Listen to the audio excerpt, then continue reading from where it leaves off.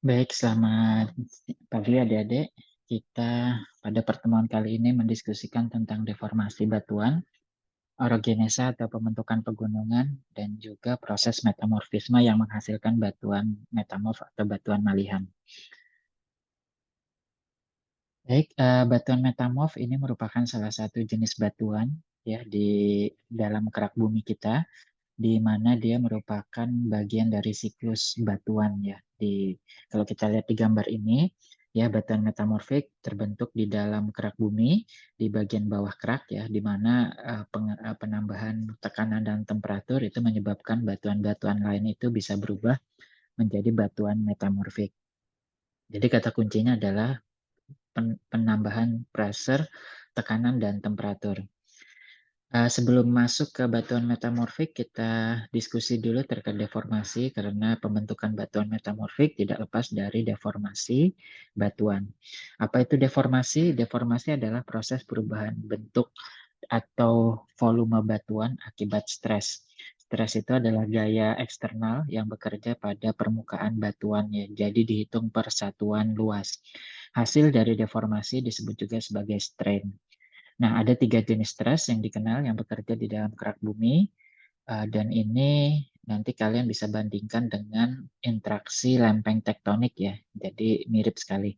Jadi ada 3 jenis. Jenis stres yang pertama bersifat kompresif, di mana dua gaya eksternal itu akan menekan batuan dari dua arah ya, sehingga batuan akan mengalami pemendekan atau shortening.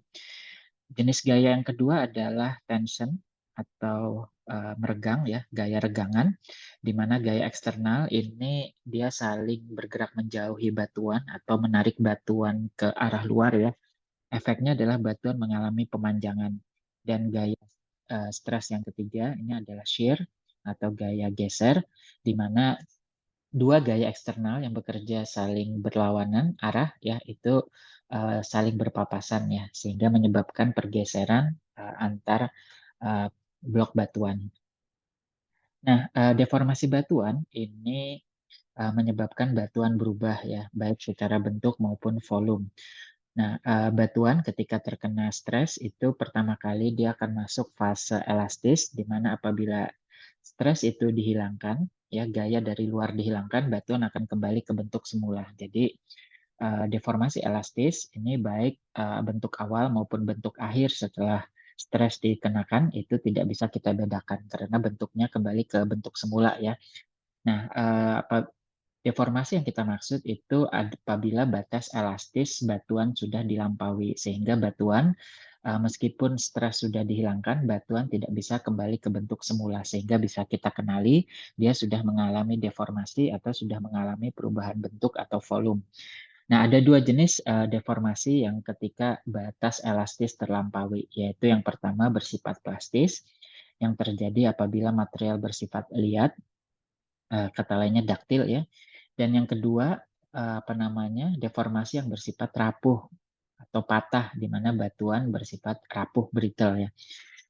Nah, kurvanya seperti yang kita lihat ya. Jadi, biasanya kalau ini kurva antara stres ya, sumbu vertikal stres, sumbu horizontalnya deformasinya atau perubahan ya, strain.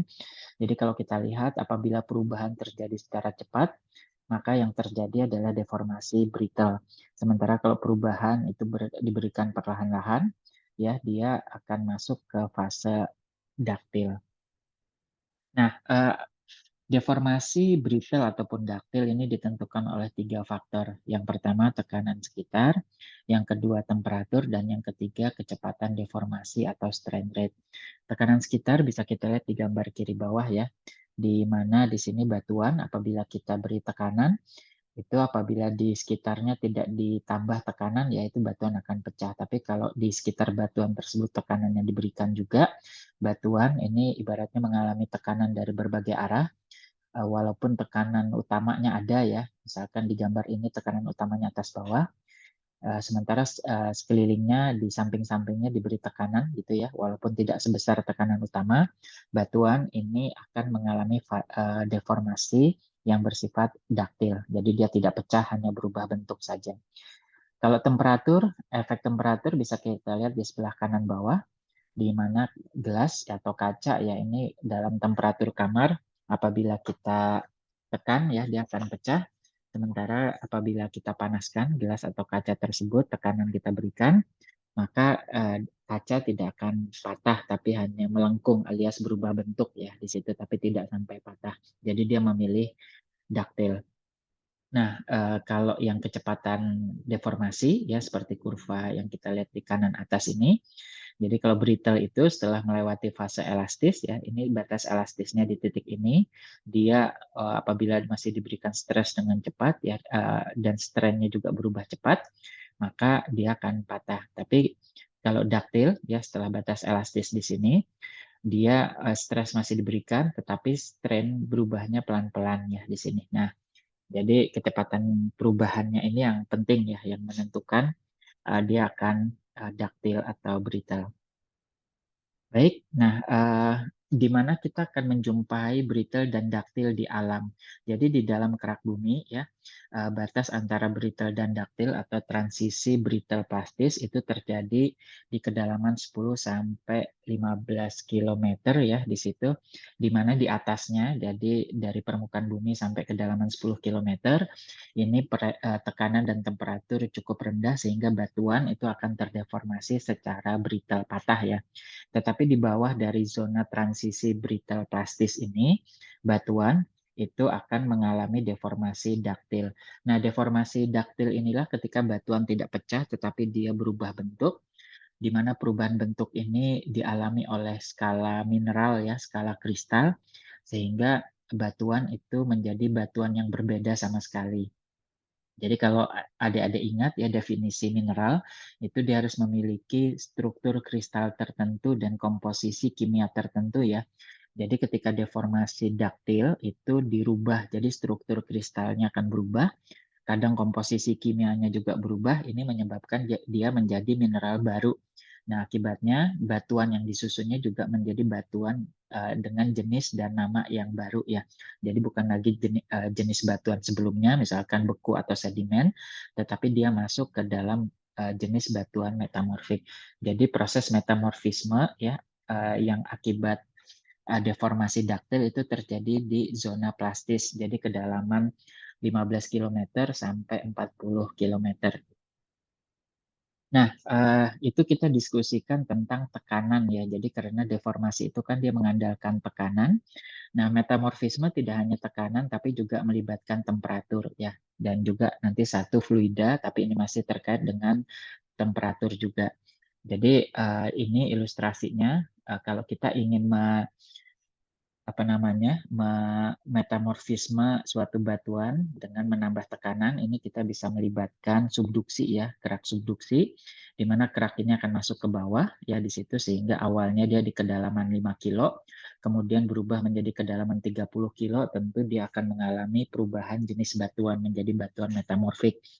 Bagaimana kalau dengan temperatur? Temperatur kedalamannya tidak kita rubah, jadi tekanannya tetap ya, tetapi magma datang sehingga mengubah temperatur sekitar ya di sini sehingga terjadi peningkatan temperatur walaupun pressure tidak berubah karena kedalamannya tidak berubah. Ini pun juga akan menghasilkan batuan metamorfik yang baru. Nah, kemudian magma ini biasanya juga memiliki fluida atau ketika kontak dengan air tanahnya terpanaskan ya, ini juga apa namanya, dia bisa mengubah batuan yang dilewati. Jadi air air air panas yang baik itu berasal dari magma atau air panas yang terpanaskan oleh magma, ini kita sebut sebagai faktor fluida. Nah, karena dia panas, dia juga bisa mengubah batuan ketika air panas tersebut melewati pori-pori suatu batuan. Ya, jadi ini agen yang ketiga ya. Jadi ada 3 agen, tekanan, temperatur, dan fluida. Walaupun fluida ini dia terkait dengan temperatur ya. Baik, kita kembali ke faktor tekanan ya tadi yang di dalam deformasi. Jadi tekanan ini secara alamiah di dalam kerak bumi ini terjadi tekanan litostatik di mana tekanannya merata dari segala arah. Nah, tekanan litostatik ini tidak akan menghasilkan batuan metamorfik yang baru ya. Nah, untuk menghasilkan metamorfik yang baru itu harus ada tekanan diferensial atau tekanan terarah ya di sini. Nah, tekanan terarah biasanya lebih besar dari satu arah dibandingkan arah yang lain. Misalkan dia terjadi pada tumbukan lempeng seperti ilustrasi di kanan bawah ini. Jadi tekanan dari samping lebih besar daripada tekanan dari atas gitu ya, sehingga menyebabkan kemudian mineral itu harus menyesuaikan dengan tekanan terbesar tersebut. Ilustrasinya seperti kita lihat pada batuan granit ini, di mana awalnya kristal-kristal granit ya yang menyusun mineral kuarsa, biotit, felspar itu bentuknya seperti ini ya, jadi masih berbentuk ideal. Tapi karena tekanan besar dari samping, yaitu kemudian dia harus mengubah bentuk kristalnya. Jadi tidak bisa lagi bentuk semula, tetapi harus memipih. Nah, karena bentuknya memipih, kristalnya memipih, sehingga dia juga berubah menjadi mineral baru. Nah, dengan kata lain, batuannya juga ikut berubah karena komposisi mineralnya kan berubah ya. Nah, kelak kita akan mengenal ya granit ini ketika diberikan tekanan terarah ya, tekanan diferensial, itu dia akan berubah menjadi gneiss. Nama batuannya gneiss ya. Nah, adapun faktor temperatur di sini ini melibatkan magma tentu ya. Selain itu juga bisa berasal dari pembebanan. Jadi pembebanan batuan ya di dalam kerak bumi itu juga akan meningkatkan temperatur di mana penambahannya sebesar 25 derajat Celcius per kilometer. Adapun faktor fluida, ya di sini bisa berasal dari tiga asal, ya tadi kita sudah singgung, berasal dari cairan volatil magma, bisa juga berasal dari air tanah maupun air yang terjebak di dalam pori-pori batuan. Misalkan pada batuan sedimen itu kan biasanya kalau terendapkan di laut, dia akan menjebak air laut ya. Nah, ketika dia terkena magma, nah air di dalam pori ini bisa lepas ya keluar menjadi lebih hangat atau lebih panas temperaturnya. Dan sumber yang ketiga ini berasal dari pelepasan uh, komponen air ya atau senyawa air dari yang diikat oleh suatu mineral. Contohnya gipsum, ya misalkan komposisinya gipsum itu CaSO4H2O. Nah ini ketika terkena panas atau pelepasan air ya di situ H2O-nya akan lepas dari gipsum. Nah ini juga menjadi sumber air yang bisa memanaskan batuan apabila dia terkena kontak dengan magma ya. Nah, contoh mineral baru ya terbentuk akibat fluida dan temperatur ya, ini misalkan olivin, apabila dia terkena air panas, dia berubah menjadi serpentin ya. Jadi MgSiO4, olivin, yaitu apabila terkena air panas menjadi MgSiO ditambah dengan OH ya, hidroksilnya. Jadi dia berubahlah dia menjadi serpentin. Nah, berdasarkan pada tekanan dan temperatur serta fluida ya. Ini sebarannya di dalam kerak bumi, jenis metamorfisme dibagi menjadi tiga. Jadi ada metamorfisme kontak apabila sepenuhnya perannya adalah panas magmatik dan fluida saja. Metamorfisme dinamik apabila faktor utamanya adalah tekanan batuan, ya tekanan yang dialami batuan di dalam deformasi, dan metamorfisme regional ya yang terbentuk pada daerah yang luas serta terkait dengan proses pembentukan pegunungan di mana faktor tekanan dan temperatur ini juga terlibat bersama-sama. Jadi bedanya kalau kontak dan dinamik itu dia tempatnya terbatas, lokal ya, sementara kalau metamorfisme regional ini karena terkait dengan orogenesa, pembentukan pegunungan, dia terlibat pada daerah yang luas. Nah, ini contoh pada metamorfisme kontak ya, di mana suatu batuan yang diterobos oleh magma ini akan berubah menjadi batuan metamorfik sesuai dengan jenis batuan asal atau protolitnya. Nah, ada tiga faktor yang mengontrol luasan proses metamorfisme kontak. Yang pertama itu jenis magma, karena magma basah itu lebih panas daripada magma asam. Jadi kalau intrusinya magma yang bersifat mafic, yang akan berubah menjadi batuan gabbro, itu luasan kontaknya itu lebih luas daripada magma felsic yang akan menjadi granit ya. Yang kedua ukuran intrusi tentu ya, semakin besar intrusi tentu kandungan volatilnya semakin besar. Semakin banyak volatil, semakin luas juga daerah yang bisa dipengaruhi.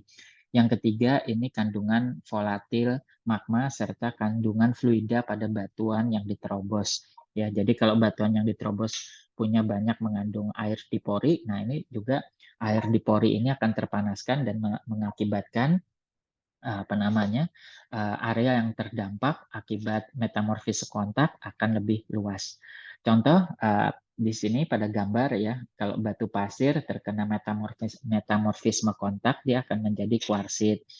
Sementara lempung itu kalau terkena metamorfisme kontak itu dia akan berubah ya. Ini ada beberapa tingkatan. Yang paling rendah artinya dia sudah hangat ya tapi belum panas banget, itu muskovit klorid. Bergradasi menjadi biotit andalusit, kemudian quartierit dan silimanit. Kalau dia kontak langsung dengan batuan beku, dia menempati derajat metamorfisme paling tinggi yang kita sebut sebagai Hornfels ya.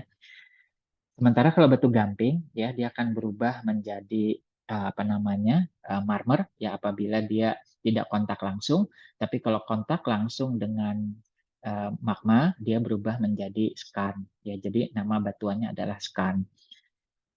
Jadi derajat metamorfisme kontak ini tergantung pada temperatur di mana kalau kontak langsung itu temperatur paling tinggi ya itu otomatis menempati derajat paling tinggi.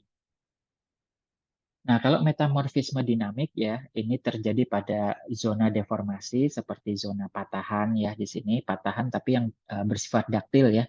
Zona patahan yang di kerak bumi bagian bawah.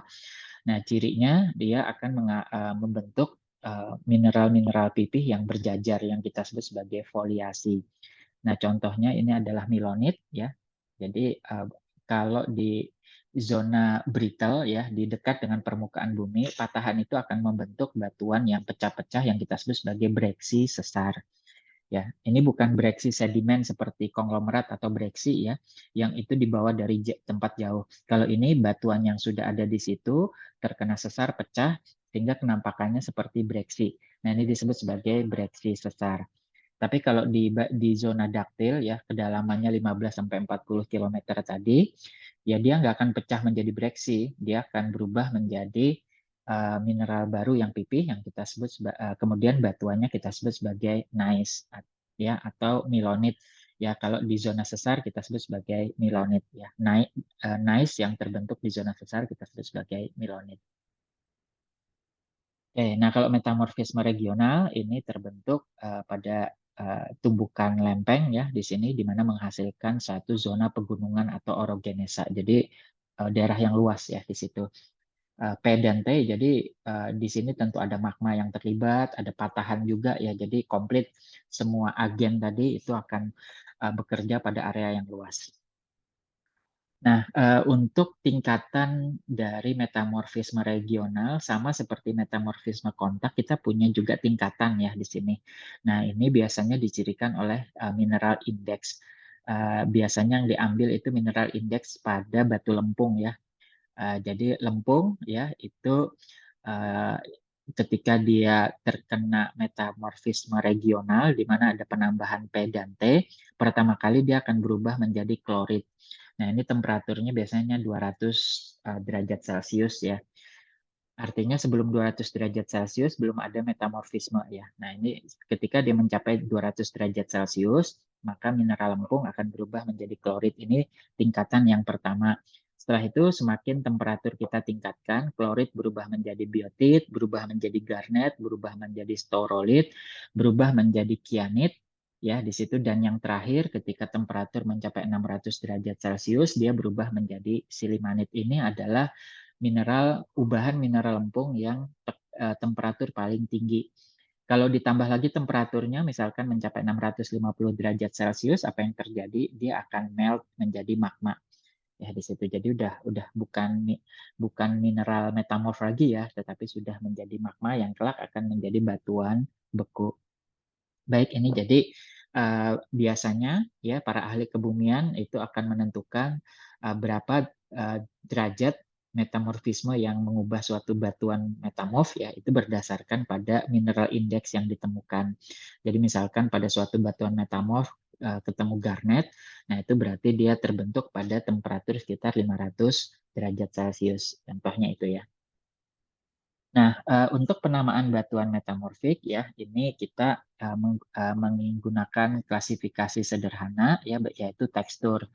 Dibedakan menjadi dua, apakah mineralnya itu memipih atau foliasi, dari kata bahasa Inggris foliage, daun ya. Jadi seperti daun ditumpuk gitu ya. Jadi pipih-pipih ditumpuk, mineral pipih ditumpuk gitu ya. Ataukah dia non foliated, jadi mineralnya nggak pipih.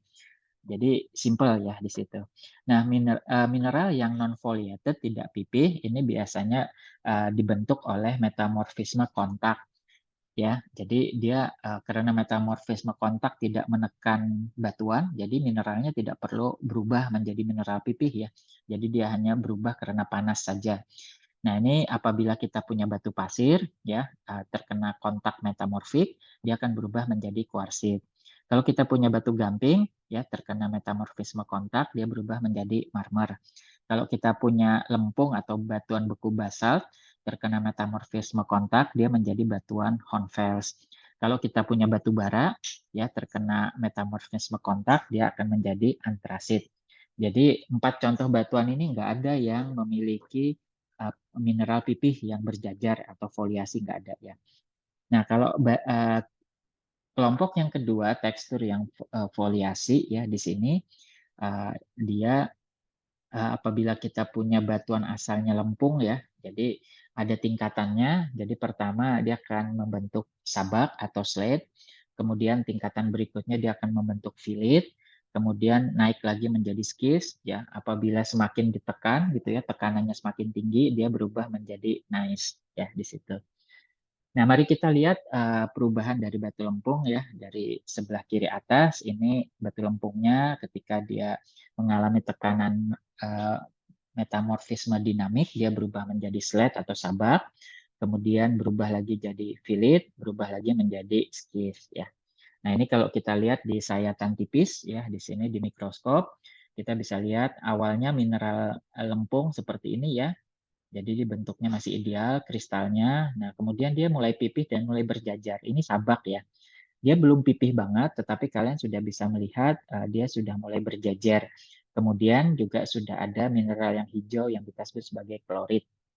Kemudian ya, ketika kita tekan lagi, dia berubah menjadi filit, di mana mikanya sudah mulai muncul, dan kemudian ya kita lihat foliasi atau penjajaran mineral pipihnya sudah mulai tidak beraturan ya, sudah mulai random.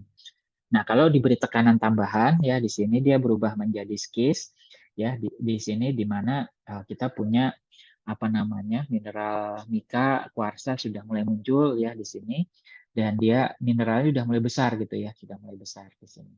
Dan kemudian kalau kita tekan lagi yang terbentuk adalah mineral kuarsa dan feldspar yang saling berjajar berlapis satu sama lain. Yang hitam ini feldspar, yang putihnya kuarsa ya. Jadi ini adalah tingkatan tertinggi yaitu gneiss. Nah, itu untuk metamorfisme dinamik yang menghasilkan tekstur foliasi ya.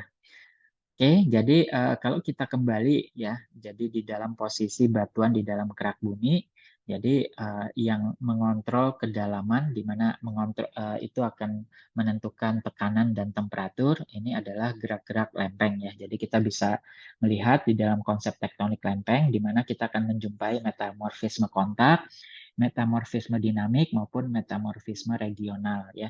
Jadi biasanya pada pemekaran kerak samudra kita akan punya metamorfisme kontak, pada zona subduksi ya itu kita akan punya metamorfisme dinamik ya di mana dia berawal dari tekanan tinggi, temperatur rendah ya sampai kemudian di bagian bawah sini tekanan tinggi, temperatur tinggi.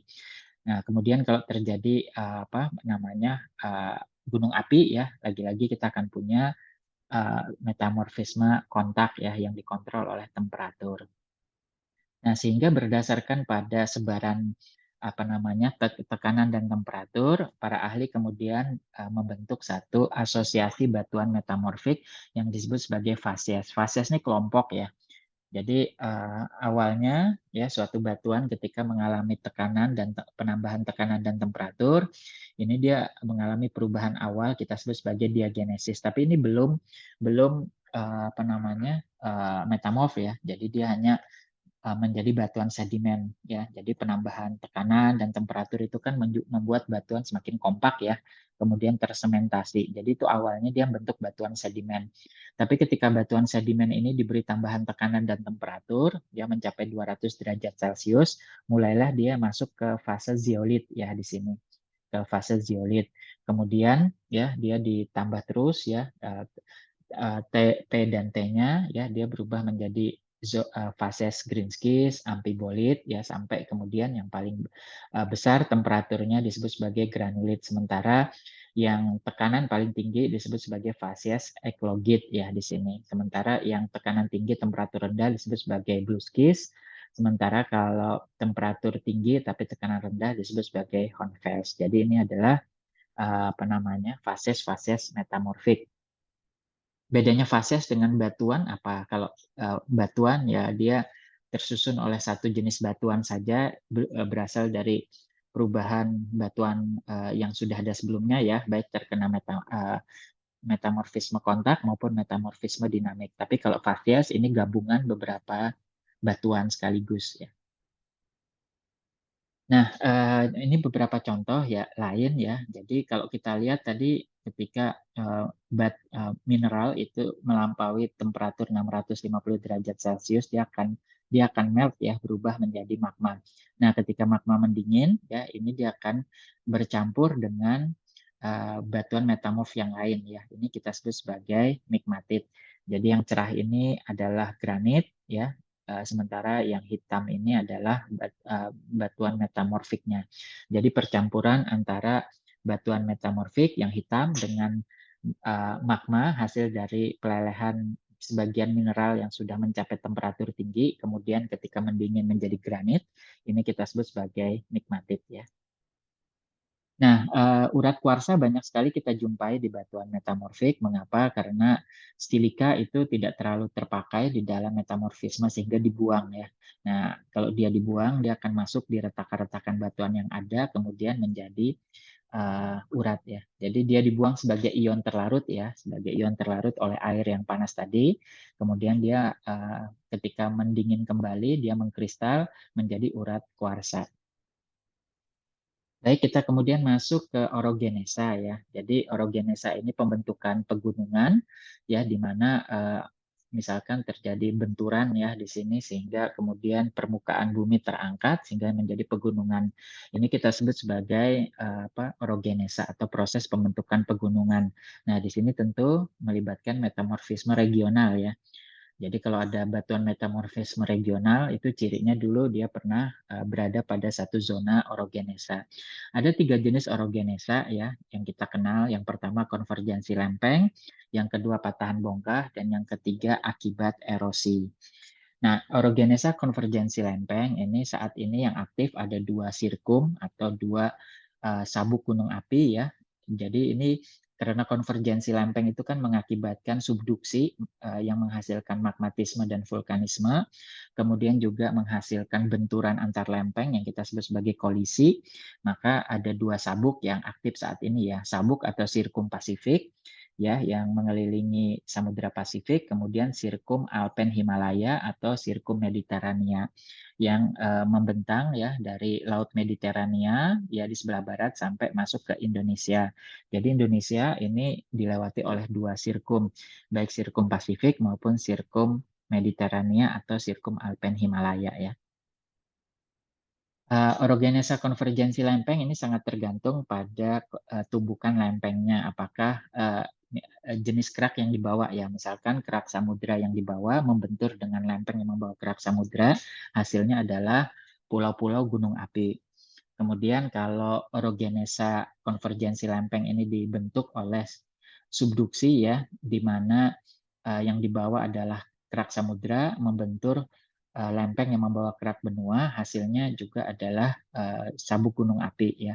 Bedanya kalau sebelumnya ini kita sebut sebagai pulau gunung api, nah kalau ini disebut sebagai busur gunung api karena dia muncul di tepian sebuah benua. Nah ini seiring dengan vulkanisme yang berjuta tahun ya prosesnya, tentu ini menyebabkan pegunungan yang luas ya, yang sepenuhnya didominasi oleh orogenesa vulkanisme atau orogenesa gunung api. Nah, kalau organisanya melibatkan lempeng membawa kerak benua, membentur lempeng yang membawa kerak benua, ya yang terjadi adalah proses kolisi atau benturan, di mana kedua lempeng yang membawa kerak benua ini tidak ada yang masuk ke bawah ya, karena sama-sama ringan densitasnya, maka dia akan kemudian melipat dan membentur sama-sama membentur, melipat, kemudian terangkat, sama-sama terangkat ke atas ya. Nah, ini contohnya adalah pegunungan Himalaya. Ini akan menghasilkan deformasi yang lebih luas yang kita kenal, dan batuan metamorfisme yang juga lebih luas ya yang kita temukan. Karena sifatnya metamorfisme regional. Orogenesa patahan bongkah ya, ini apabila kita memiliki patahan-patahan turun atau normal ya di sini, di mana awalnya kerak bumi itu dia diregangkan ya oleh stres yang bersifat tension, akibatnya batuan-batuannya patah dan ada yang bergerak turun sehingga menyisakan blok-blok yang masih tinggi. Nah, blok-blok batuan yang masih tinggi ini disebut sebagai horst, sementara blok batuan yang bergerak turun disebut sebagai graben. Graben ini akan menjadi lembah, sementara horst akan menjadi pegunungan. Nah, ini adalah orogenesa patahan bongkah. Kemudian ada orogenesa akibat proses erosional. Ya, di sini ini biasanya terjadi pada batolit atau magma yang membeku di dalam kerak bumi ya, sebuah pluton, misalkan granit ya di situ. Nah, apabila batuan yang semula menutupi batolit ini tererosi, ini menyebabkan kemudian batolit ini muncul di permukaan ya. Nah, karena dia resisten ya, tidak mudah untuk dierosi, maka dia akan menjadi satu pegunungan lebih tinggi dari batuan sekitarnya yang mudah dierosi ya. Nah, cirinya pegunungan erosional ini dia memiliki kubah eksfoliasi ya. Jadi kubah yang terbentuk ya karena batuan ini tadi dia pecah ketika dia tidak dia menjumpai tekanan yang lebih rendah.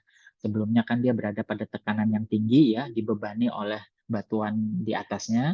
Ketika batuan di atasnya yang menekan itu hilang, maka dia kemudian mengalami ekspansi, pengembangan dan pecah gitu ya menjadi kekar-kekar lembaran atau eksfoliasi seperti terkelupas ya. Jadi kubah eksfoliasi itu kubah yang seperti terkelupas. Nah, ini adalah orogenesa akibat proses erosional. Baik ya, itu sekaligus penutup ya terkait dengan proses orogenesa. Mudah-mudahan bermanfaat dan selamat belajar.